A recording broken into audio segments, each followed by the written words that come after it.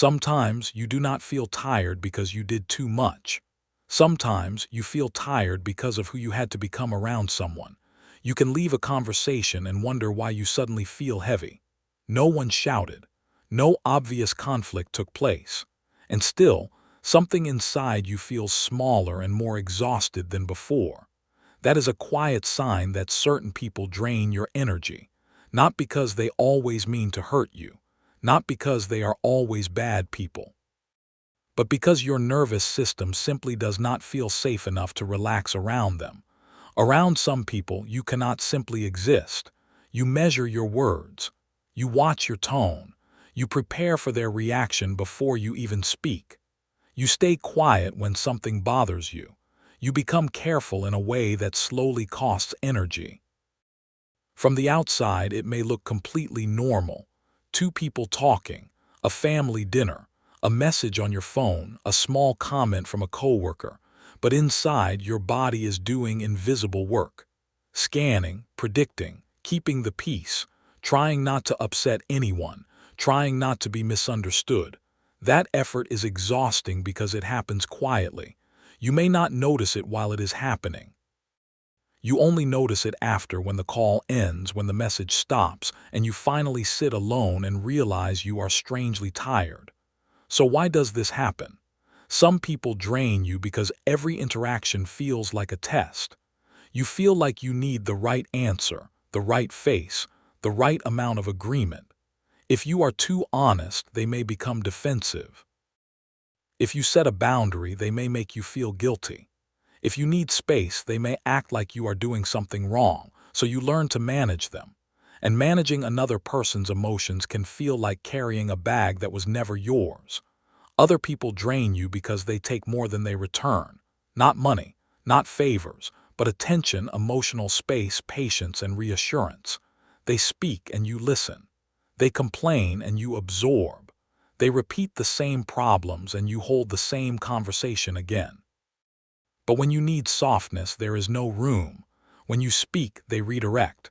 When you are quiet, they fill the silence with themselves.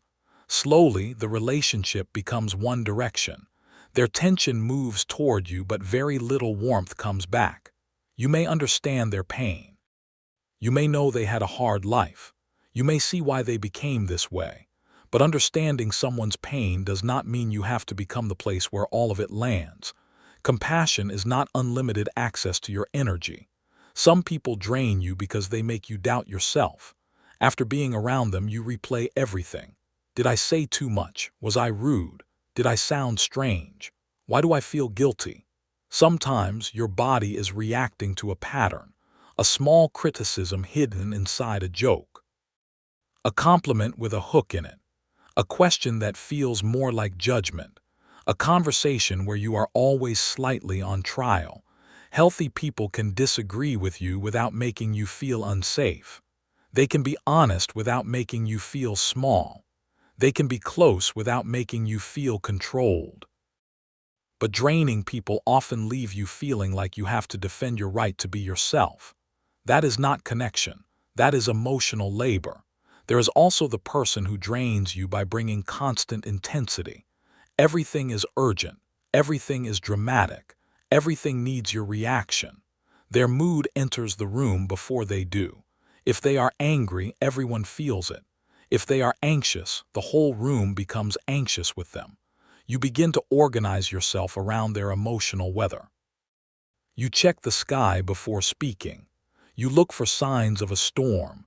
You adjust your mood so theirs does not get worse. And after a while, you stop asking, "How do I feel?" You start asking, "How do I need to be so this does not become a problem?" That is how energy disappears. Not in one big moment, but in small, quiet withdrawals. A little more silence. A little more pretending. A little more forgiving. A little more swallowing what you really wanted to say. Until one day, you realize you are not just tired. You are tired of abandoning yourself to keep the peace. But this does not mean every uncomfortable person should be removed from your life. Some people challenge you in healthy ways. Some conversations are hard but honest. Some relationships require patience, repair, and growth. The difference is what happens after the effort. Do you feel understood even if there was disagreement? Do you feel respected even if the conversation was difficult? Do you feel free to be honest even when honesty is uncomfortable?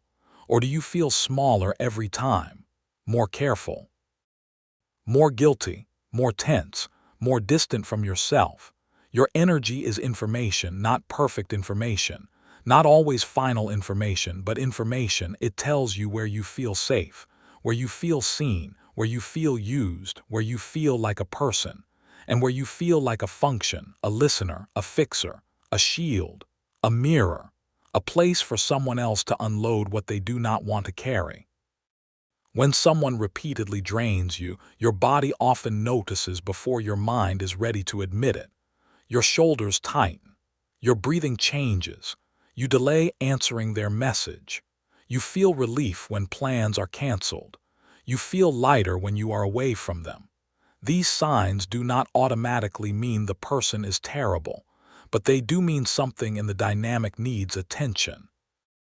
Sometimes the answer is a boundary. Sometimes it is less access. Sometimes it is an honest conversation. Sometimes it is accepting that the relationship only works when you are the one who disappears, and that is not really a relationship. Protecting your energy does not mean becoming cold. It does not mean you stop caring. It means you stop confusing love with self-erasure. You can care about someone and still need distance. You can understand someone and still say no. You can forgive someone and still change how close they are allowed to be. The right people do not require a performance every time you meet them. They do not turn your honesty into guilt. They do not make your nervous system work overtime just to keep the connection alive. And maybe that is the real question. Not only who do I love, but who helps me return to myself, who gives back some of the warmth they receive, who lets me breathe. Pay attention to what drains you without bitterness or blame. Some people are not bad, they are just costly. And sometimes growing up means learning that connection should not always cost you your peace. You do not have to become smaller to keep someone close. You do not have to keep performing to be accepted. And you do not have to call it love when it slowly teaches you to abandon yourself.